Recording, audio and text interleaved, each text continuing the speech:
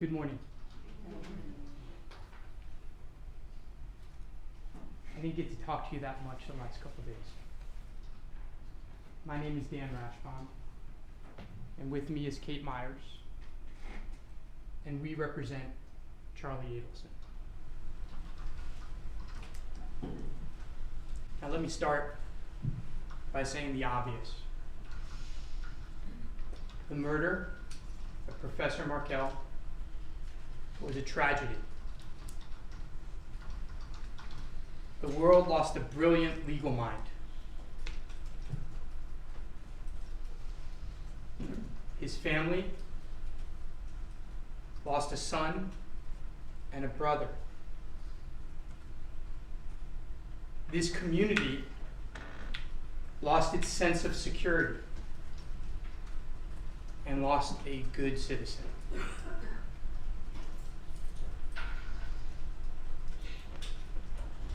And his two boys, the nephews of Charlie Adelson, lost a loving father. His senseless murder continues to be felt throughout this community and others. It was inexcusable, despicable, evil. But what I'm going to tell you today is what actually happened. You will see that Charlie Adelson had nothing to do with the murder of Professor Markel. You will see that the state cannot come close to meeting its burden. Why? Because Charlie Adelson is innocent. Now, I don't have to prove innocence. What I'm telling you, I very rarely say in a courtroom as a defense lawyer. Charlie Adelson is innocent. And we'll get there. But the next thing I'm going to tell you, I also rarely say in a courtroom. And you may be surprised to hear this from a defense lawyer. I have great respect for the prosecutors and law enforcement on this case. I have admiration for their efforts after the murder of Professor Markel in trying to find out who did it. You will see that they spent countless man-hours, cell phone tower dumps, surveillance videos from a boatload of places, buses, cameras on the street. Great law enforcement activity. And it paid off. They got the three killers. They convicted them. Sigfredo Garcia, convicted for life. Luis Rivera, Catherine Magbanua, convicted for life.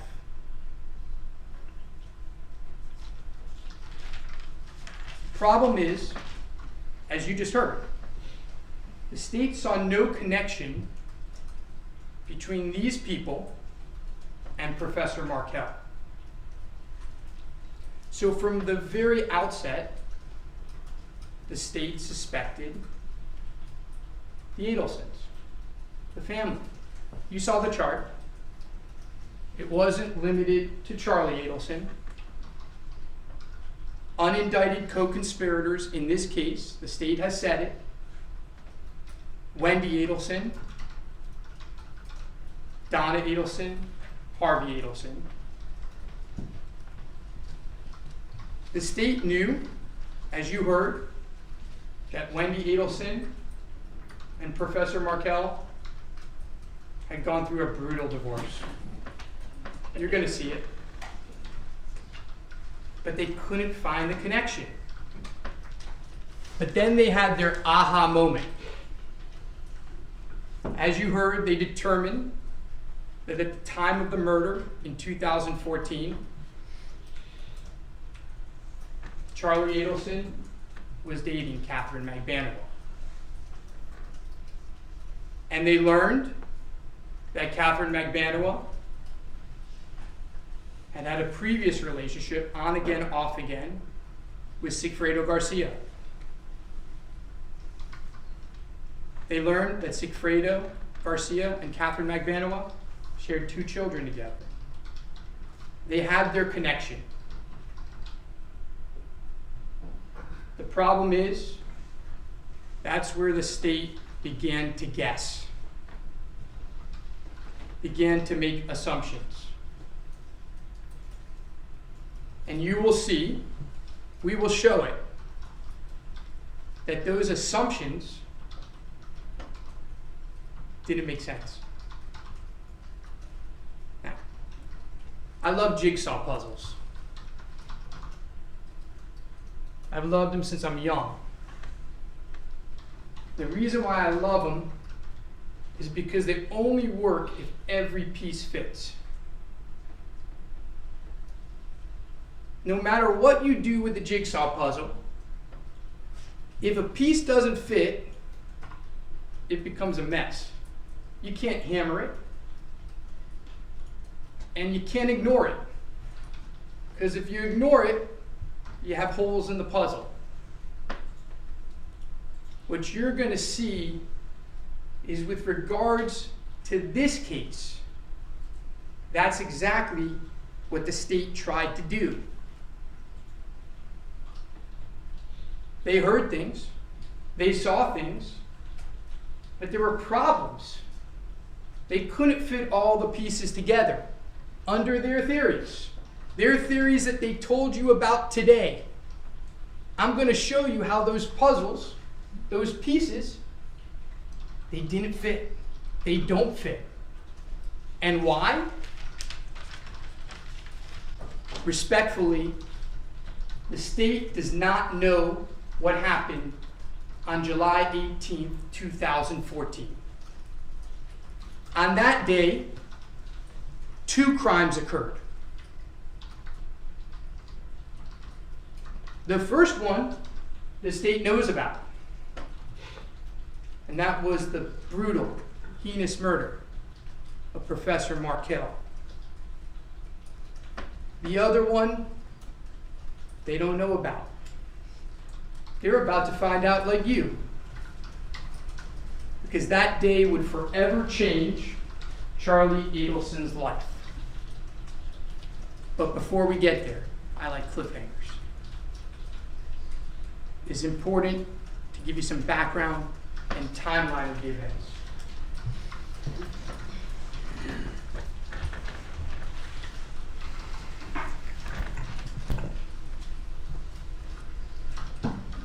Charlie Adelson is 46 years old, single with a young son. He grew up in South Florida, in Coral Springs in Broward County. His father was a dentist, a local dentist. It wasn't the Adelson Institute when Charlie was growing up.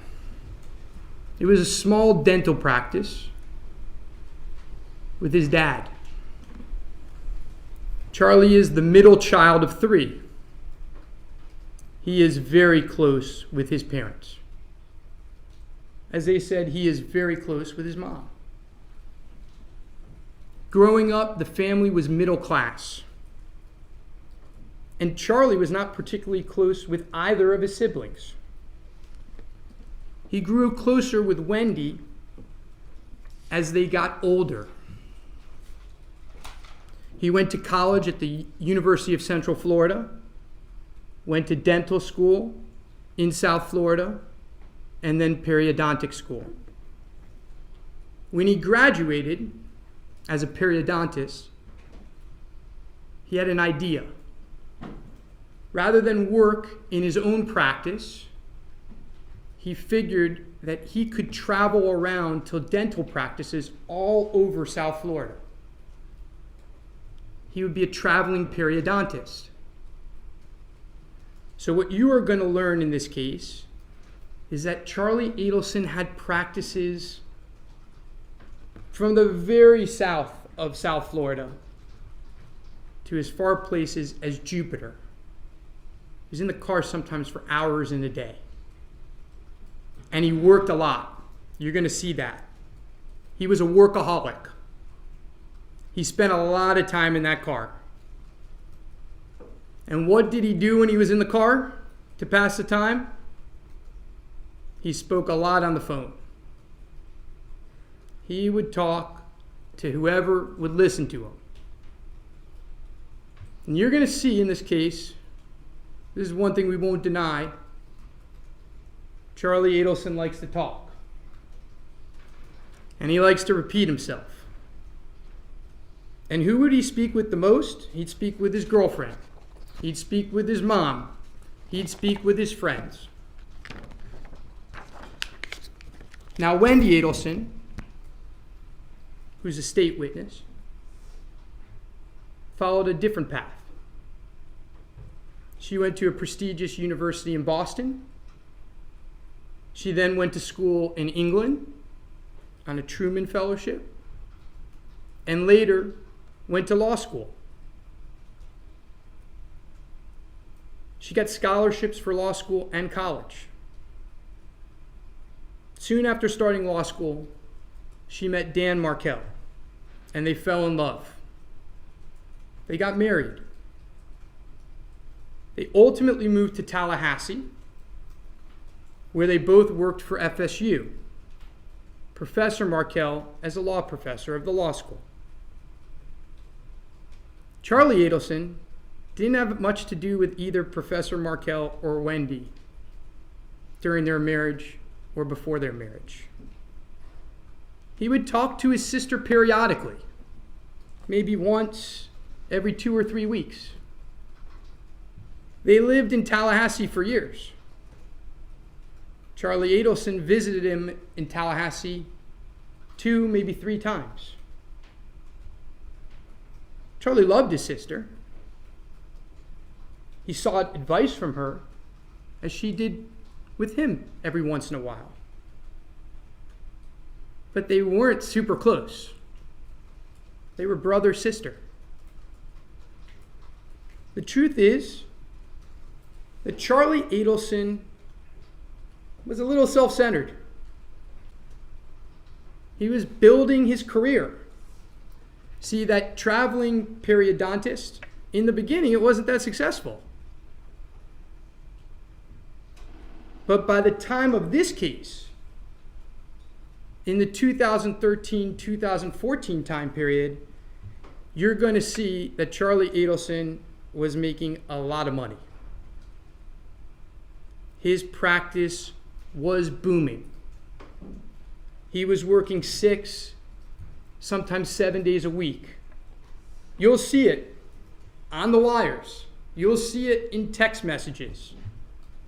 He would start his day early in the morning, and most days he wouldn't get home till 8, 9, 10 at night. At the time when this murder occurred, he was not married. He had no kids. He had a lot of money. And he was living a very good life. Now, in 2012, Wendy Adelson, on a trip down to South Florida, confides in her brother that she was having problems in her marriage. She told Charlie that she and Professor Markel had been going through marriage counseling. She asked him what he thought. He said, "Look, I want you to be happy, but you have to do what's best for you." I'm here to listen. Charlie had no involvement whatsoever in Wendy's decision to divorce Professor Markel. You'll hear that. And in September of 2012, Wendy filed for divorce. And you're going to hear about how she filed for the divorce, and you're going to learn that Charlie had no involvement in her leaving the house. Had nothing to do with him. But we got to talk about TVs. And you're going to hear a lot about TVs in this case. Excuse me.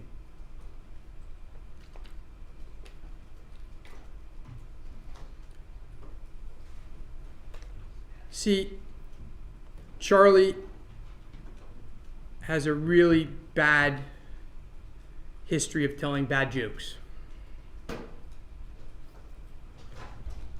So when Wendy left the house, his mom told him that she didn't have a TV. He asked her, he said, "What can I do to help Wendy? She's moved to a new place. She's left most of the stuff behind. What can I do to help?" And his mom said, "She doesn't have a TV." He said, "Okay, when you go to Tallahassee, go to Best Buy, buy a TV for Wendy, and I'll pay you for it." And so Wendy got the TV, and she called Charlie. This is back in 2012. The murder's in 2014. And she thanked him for the TV. And he didn't say he looked into hiring a hitman. He joked, a bad joke. And he said it was cheaper than hiring a hitman. Now, not only was it a bad joke, but you're going to hear in this trial, Charlie repeated the joke. He repeated it a lot to a lot of people. You're going to hear that he repeated it as late as March of 2014. So the man that they think hired a hitman is joking to others about hiring a hitman. Puzzle pieces. And you're going to learn why his repeating of that joke is going to be so important. I'm going to tell you in a little bit. Keep in the back of your mind. But let's first go back to the divorce. The divorce was bitter. It was emotional. Wendy Adelson and Professor Markel, they'd have good times. But when things were bad, they would fight about everything. And in January of 2013, Wendy Adelson filed a motion to relocate to South Florida with her 2 boys. That motion was opposed by Professor Markel. Now, what you're going to learn in this trial is that Wendy Adelson never thought that motion would be granted. Her lawyer told her that motion would never be granted. But she said, let's give it a shot. Charlie had very little to do with the motion. He knew she was filing it. He knew she didn't have much chance of getting it. And the motion was denied. When it was denied, it didn't change Charlie Adelson's life one bit. But unlike Charlie, his mom and dad were upset. They were upset because their daughter had a job opportunity in South Florida. She had no family support in Tallahassee. and they wanted her home. And you will see that Donna and Harvey Adelson are very involved in their children's lives. We won't run away from that. You will see that Donna Adelson and Harvey came up with a lot of crazy ideas. I mean crazy ideas. You're going to see them. You've heard about some of them. When they show you those crazy ideas, take a look if any of them includes murder. Doesn't. Take a look at any of those crazy ideas include anything illegal. It doesn't.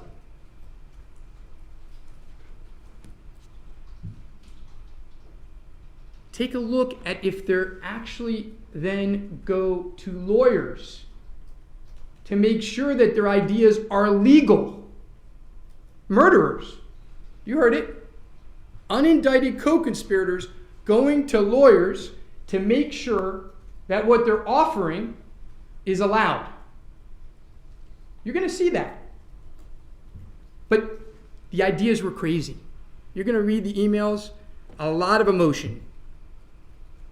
A mother-in-law, a grandmother with a lot of emotion. And you're going to see that Wendy Adelson, she rejected them. She rejected the ideas. They were never presented to Dan Markel. And then you're going to see that there was another idea. They mentioned it in their opening, but they don't understand the importance of it. See, at one point in time, Donna Adelson and Harvey Adelson came with an idea to pay Professor Markel $1 million to allow their daughter to relocate. And they went to Charlie, who frankly by this point in time had more money than them. And they said, will you lend your sister $350,000? She'll pay you back or we'll pay you back. And he said, sure. And you're going to see that they presented this idea to Wendy Adelson. And the idea wasn't to take the boys out of Professor Markel's life. The idea was that with the $1 million, if Professor Markel agreed, he could live in South Florida and commute back and forth to Tallahassee. He could work out his schedule. He didn't teach every day of the week. He could work out his schedule so that he could still teach at the university and go back and forth. You're going to see that Wendy Adelson never made that offer. But it's very important. Like the joke, I want you to put it in your back of your mind for now.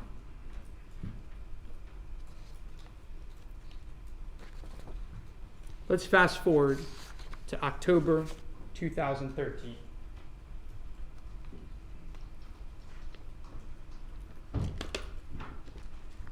October 2013, Charlie started dating Catherine Magbanua. We'll call her Katie. She was beautiful. She was smart.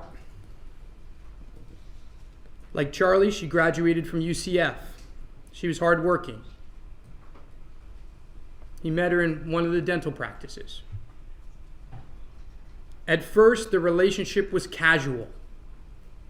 They wanted it that way. Charlie particularly liked it and liked Katie because she had 2 children. He worked a lot. His priority was his job. And Katie didn't bother him a lot. He only saw her like once, maybe twice a week. That's what he liked. And she was smart. She was fun. And he treated her very well. And that was very different, you'll learn, from how she was treated previously.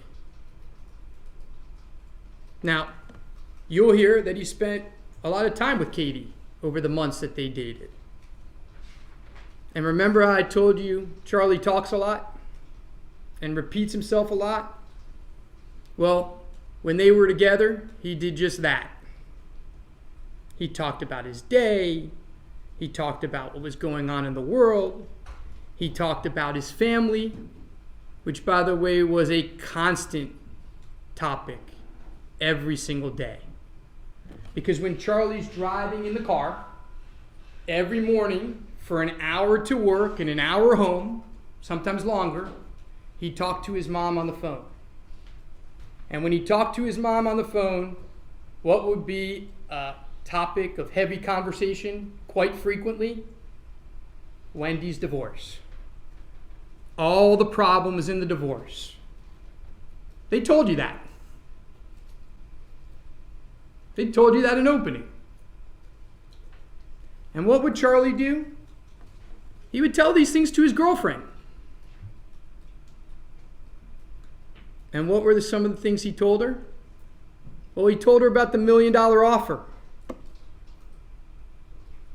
He told her that he could pay it in cash. She said, that's a lot of money. He said, no, I have it in cash. And I'm going to get it back. He told her several times the joke. Over time, you're going to see through text messages that Katie wanted a deeper relationship. And you'll see that Charlie didn't want that. You'll also learn, and the timeline is important. They meet in September. They start dating in October of 13.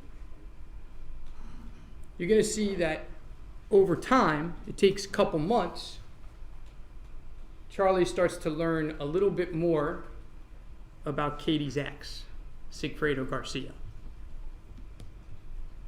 And what you're going to learn is that Charlie Adelson never meets Sigfredo Garcia officially, but by all accounts, he was not a good guy. Violent. Long criminal history. Sigfredo Garcia and Katie had been high school boyfriend-girlfriend. And Katie was the love of Sigfredo's life. He lived for her. And you're going to see that Sigfredo Garcia hated Charlie Adelson. Puzzle pieces. So let me repeat it. You saw their chart. The shooter of Professor Markel, the man who murdered him, hated Charlie Adelson, according to them, his co-conspirator. And you're going to hear, not from our witnesses, from their own witnesses, that he wanted to kill Charlie Adelson. You're going to hear that in March of 2014, just 7 or 8 weeks before that first attempt of murder that they talk about, he tried to kill him. Puzzle pieces.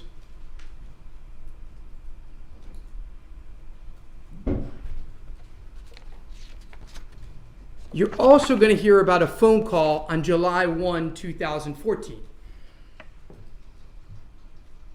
You're going to actually hear that July 1, 2014 call is how they found these guys. It's actually the craziest fact in this entire case, and there's a lot of crazy facts. You're going to hear that on July 1, 2014, Sigfredo Garcia made a call to the cell phone number of Harvey Adelson. It's the only call that helped investigators connect these folks to the Adelsons in the beginning. It actually broke the case. What they don't know, what you're going to see, it's in text messages. It's discussed on the wires. They don't know it because they don't understand it because they weren't there.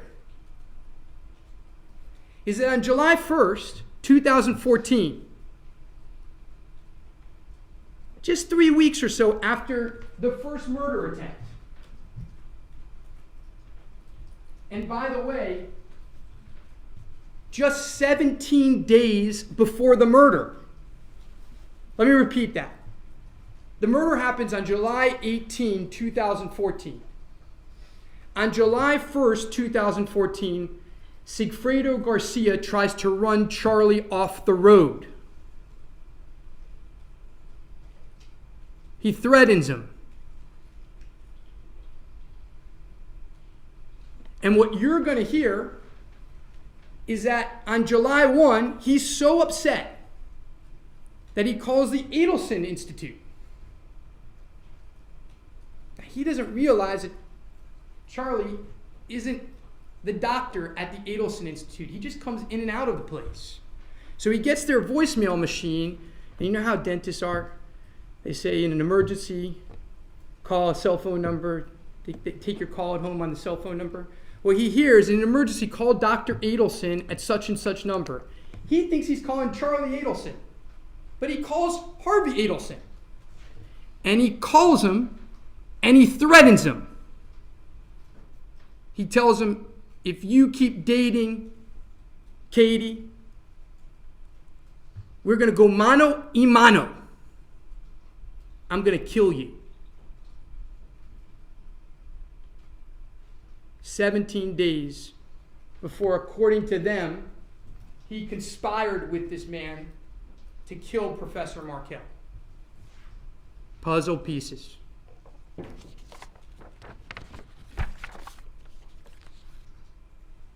What you're going to learn is that in the spring of 2014, it became apparent to Katie that her dreams of financial security with Charlie were not going to work out. You will learn that Katie heard the hitman joke. You will learn that she heard the $1 million offer and she got some ideas in her head. The state itself has called Catherine Magbanawa the mastermind. And that's exactly what she was. So now, let's get to July 18th. I kept you waiting long enough.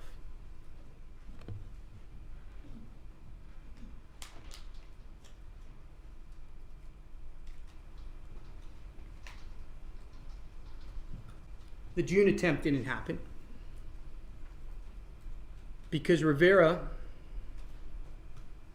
didn't want to kill Dan Markel when his boys were around. See, what you're going to learn is during that June attempt, on June 4th, 5th, Professor Markel had custody of the boys. You're going to learn that Professor Markel and Wendy Adelson shared custody 50-50. But you're going to learn that the state thinks Wendy Adelson was involved with her brother in a murder for hire, and she chose for the killers to kill her ex-husband when he had custody of her kids. Puzzle pieces. So you're going to learn that Luis Rivera, who is a bad guy, he had some conscience somewhere and he didn't want to do it in front of the kids. So they came back. By the way, on July 18th, who had custody of the kids when the murder actually happened? Professor Markel. You're going to hear he dropped them off at school. But this family who did this so that their grandchildren could be with them were going to risk for 2 hired hitmen to go up when he had custody of the kids? Puzzle pieces.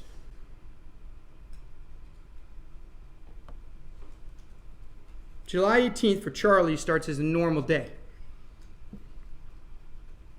He works. You're going to see he lives in Fort Lauderdale. Now, I don't know how many of you are familiar with South Florida, so I'm going to give you a little bit of geography lesson. He lives in Fort Lauderdale. That day he's working in 2 offices, because he'd often work in 2 offices a day. He'd work in the morning at one place and the afternoon at another. So he's working in 2 offices. The first office he's working in, both of them actually, are in Jupiter, Florida. Now, if you're familiar with South Florida, Fort Lauderdale and Jupiter are not close. With South Florida traffic, in the morning, he was in the car for at least 2 hours. Now, he came home late that night, you're going to hear, so traffic was a little bit better, but it's probably still an hour to an hour and a half. Jupiter is north of Palm Beach. When I drive up here and I hit Jupiter, I know I'm about a third of the way here. That's a good way to look at it. If you live in Fort Lauderdale, when you hit Jupiter, you're 1/3 done. He's in the car and he's talking on the phone. And you're going to see it. We're going to show you what the phone calls are about. He talks to his sister, talks to his mom, talks to his girlfriend. We'll talk to you about it. There are phone calls. You're going to see it. There are a lot of phone calls. And there are a lot of phone calls to his girlfriend. And there are a lot of phone calls to his mom. We're not going to deny that. And he works in these 2 offices.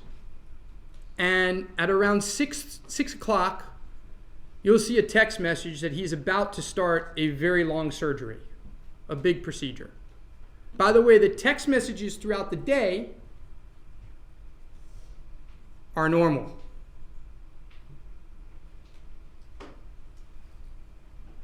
Just after 7 p.m., he gets a call from his mom. And he's told that Professor Markel has been shot. And he's shocked. He's upset. His first reaction is, Wendy and the boys okay?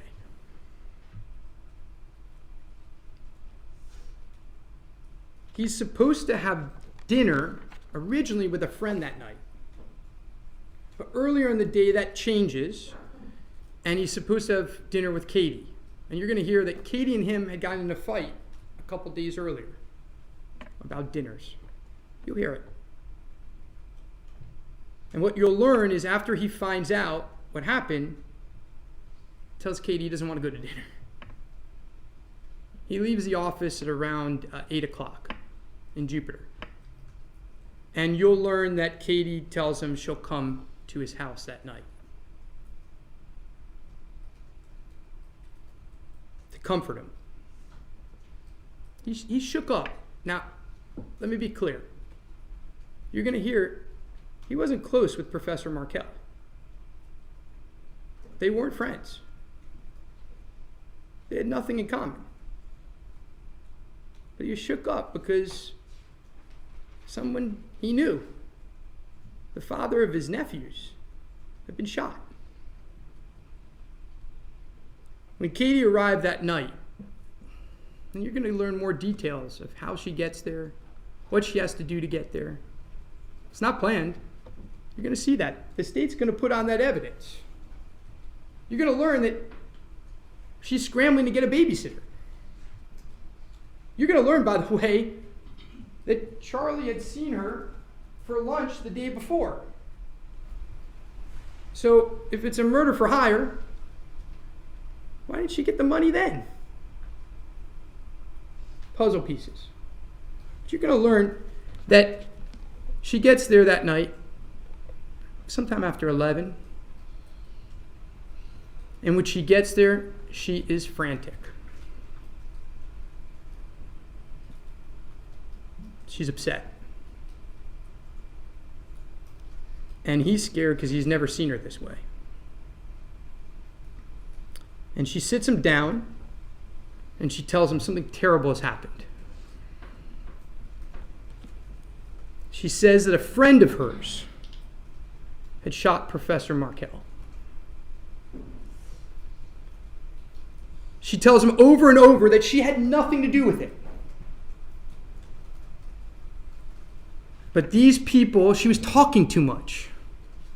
And her friend and these people learn about the problems that his family was having with Professor Markel. They learned about the $1 million offer. And they got it in their minds to do this. As you can imagine, his life has just forever been altered. He asks, who are these people? She won't tell him. It's not safe for you to know. Screaming at her. She won't tell him. Charlie had a guess. You will hear in detail what happened that night. You will learn that Charlie Adelson was told if he didn't pay within the next 48 hours, he or one of his family members would be next. You will learn that Katie repeatedly said that she had nothing to do with it and acted distraught. You will hear how she said that she would help him. You will learn about the initial payment. It wasn't $100,000.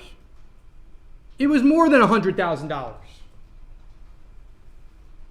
He took out everything he had in his safe. You're going to learn about that. The state doesn't know it. It was more money. But you're going to learn he didn't have $333,000.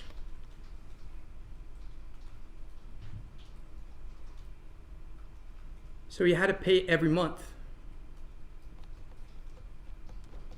They don't know about that either. Payments every month. Does that sound like a murder for hire? Or does that sound like extortion?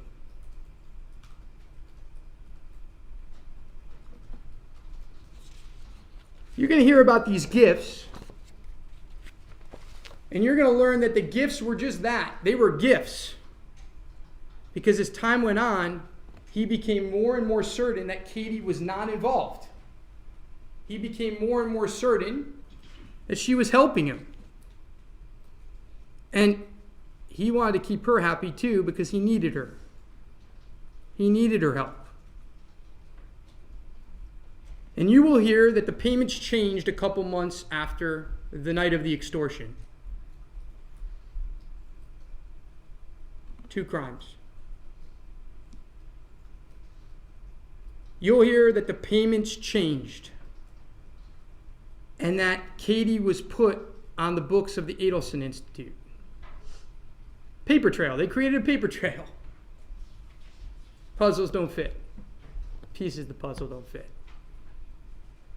And you'll hear that in order to put her on the books, despite Katie telling him the night of July 18th, you can never talk about this with anyone. You can never talk on the phone about this. You can never talk about it in public.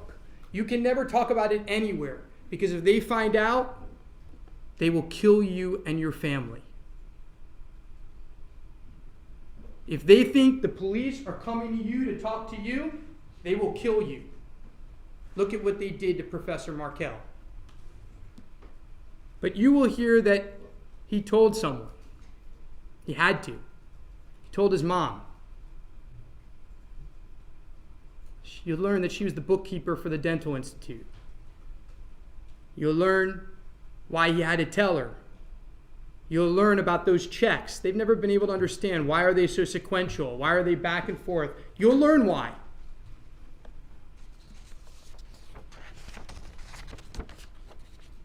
They talk about the bump in 2016.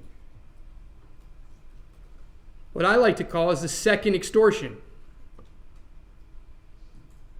What they don't realize is that their undercover operation was an extortion on an extortion. They don't know it. It's not their fault. And we're going to go through the wires with you. We're going to go through Dolce Vita with you. And we're going to show you how they actually prove his innocence. We're going to show you how they are talking carefully. They're talking to him. He's talking about an extortion.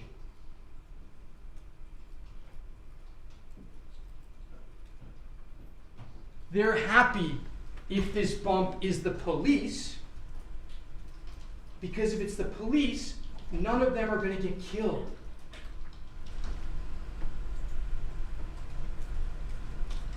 If it's a bad guy, they're in danger.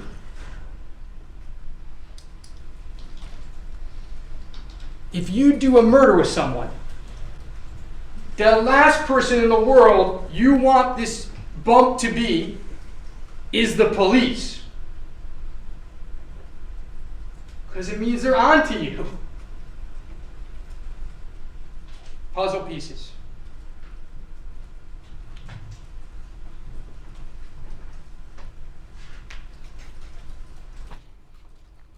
Not from the first layer, she says, but from the second layer. I got goosebumps when she said it. It's one of my favorite lines in the recording.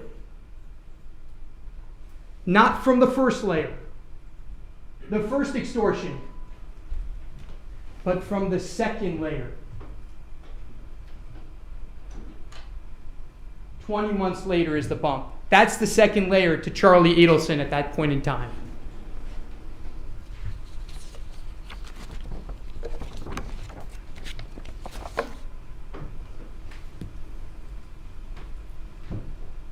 You will also see, and what's going to be weird about this case, ladies and gentlemen, and you're going to start to see it today, much of their case, I agree about. They're going to put witnesses up there. I'm not going to ask them one question. Some of their evidence is exactly the truth. It just doesn't prove a murder. The stapled money, it's his money.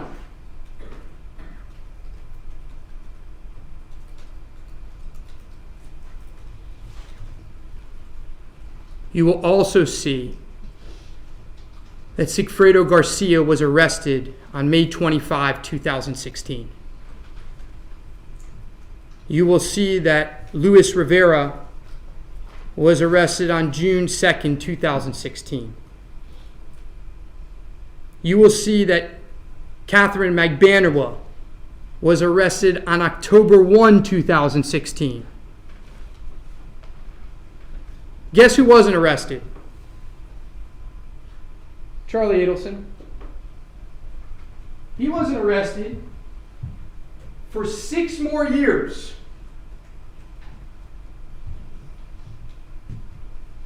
And what you're going to see is that they had the exact same evidence in 2016 against Charlie Adelson that they do today. The same wires.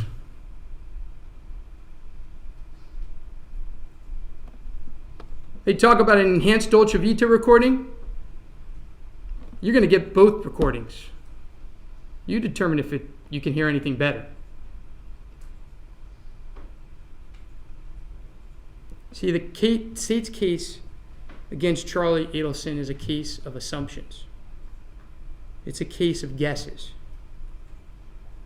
It was not brought until weeks before Katie Magbanua's trial. You can ask yourself why.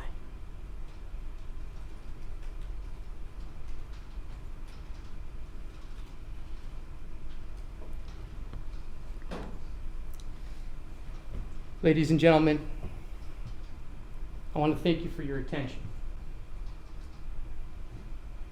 I want to ask for your patience in this case. A man's life is in your hands.